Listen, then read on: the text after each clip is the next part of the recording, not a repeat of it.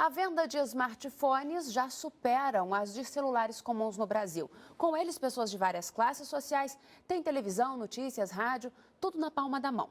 Para chegar a isso, o caminho foi longo e ainda falta adequar a legislação a esses avanços.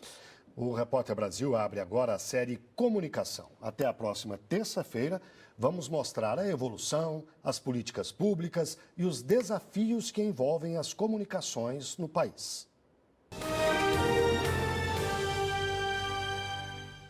Das TVs em preto e branco dos anos 50, às de altíssima resolução, da imprensa de papel para a tela do computador, tecnologias cada vez mais acessíveis e conteúdos disponíveis em diferentes formatos ao alcance dos smartphones. Mas como as informações chegam às pessoas? Jornais e revistas são empresas privadas que precisam apenas registrar a matrícula em cartório. Diferente das empresas de telefonia, rádio e TV, que dependem de uma autorização do Estado para operar. Do alto dos prédios em São Paulo, dá para ver quase que uma outra cidade, habitada pelas antenas de rádio, TV, celular. E as informações que elas transmitem trafegam pelo ar num espaço que a gente não vê, mas que já é tão ou mais disputado e congestionado que o trânsito lá embaixo. O espectro eletromagnético pertence à sociedade, por isso só pode usá-lo quem tiver uma concessão.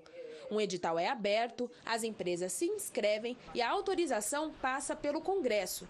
As licenças valem por 10 anos para rádio e 15 anos para TV e podem ser renovadas sem abertura de novo edital. Diferente do que acontece com os canais de países da Europa, por exemplo. Eles são avaliados por um órgão regulador, que aqui no Brasil nós não temos. Esse órgão regulador avalia se aquela empresa está cumprindo ou não aquilo que foi assinado quando ela recebeu a concessão. As concessões e todo o serviço de radiodifusão no Brasil são regidos até hoje por uma lei com mais de 50 anos. A telefonia ganhou nova legislação em 1997. Ela definiu as bases para a privatização do sistema, que antes era explorado pelo próprio Estado. Com a abertura para empresas privadas, inclusive estrangeiras, o governo passou a ser apenas regulador e fiscalizador, trabalho feito pela Anatel. Na década de 1990, a telefonia fixa era mais importante. Hoje, os celulares já superaram em muito esse serviço e o sinal de TV virou digital. Tudo trafega por várias redes e a legislação não está preparada para isso. As legislações foram pensadas numa época em que cada serviço usava uma rede. Então, televisão só podia ser feito por uma rede de radiodifusão ou, posteriormente, por uma rede de TV a cabo ou por satélite. A lei de mais de meio século da radiodifusão também não regula a concentração das concessões nas mãos de poucas empresas. A radiodifusão no Brasil é controlada por um grande oligopólio.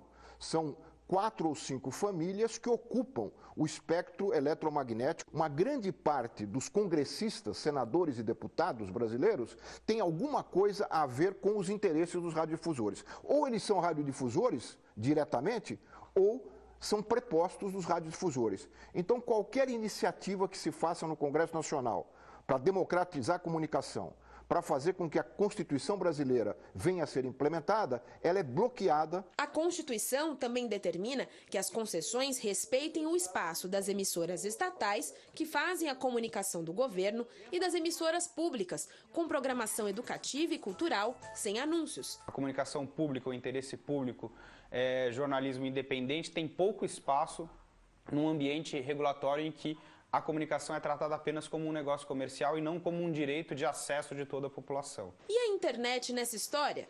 Com o Marco Civil aprovado em abril deste ano, esse é o ramo das comunicações com a legislação mais atual.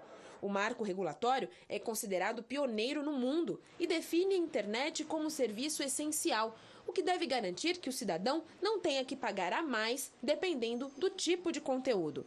O texto trata ainda de outras questões, mas para especialistas não há certeza sobre a criação de leis que tirem essas orientações do papel. Você precisa de lei para definir isso. Então o maior problema é a ausência de legislação e não legislações mais defasadas ou mais atualizadas. A falta de pluralidade e diversidade na comunicação social eletrônica brasileira. Sinais de que os representantes que serão escolhidos nas eleições de outubro terão um grande desafio. Na reportagem de amanhã, vamos entender como funcionam os serviços de radiodifusão no país, um bem público que pertence a todos os brasileiros.